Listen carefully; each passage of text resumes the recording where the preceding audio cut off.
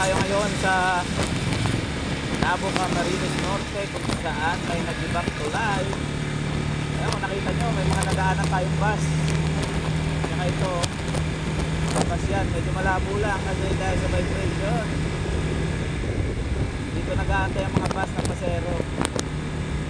Naglalakad yung pasero nandito. Yan, dito tayo pinadaanan. Yung mga motor lusog dito, mga guys. Lusog dito yung ano lang, mga kotse lang yung bawal dumaan dito. Kapalongga yung mga kotse, yung mga motor pwede rito sa nasirang tulay ng Labo, Up Norte. Nakakatawid naman daw sabi ng mga bantay dyan sa checkpoint. Kaya dito kami dumaan, napakaluwag. Ang motor lang ang pwede. Arangin kayo doon kapag nakakotse.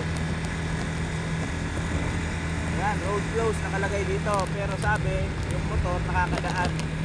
Ano, road closed, oh. Road closed.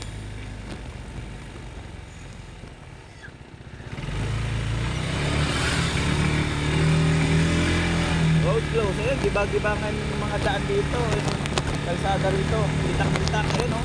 Lumubog. My God.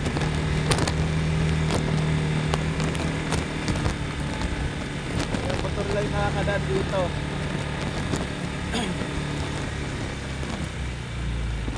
Bago pala to.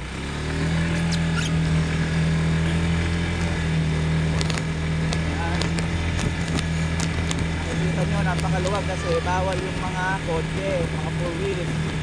Pero kung mga ano, motor-motor lang naman, pwede dito. Kaya napadali yung biyahe ko. Nakalusot ako ngayon sa sirang tulay. Hindi ko nakita yung bahay na ano na gumuho, pero nadaanan ko na. Ayun lang guys, update para lang sa mga nakamotor. Pwede kayo dito sa Labo, pwede kayo lumusot.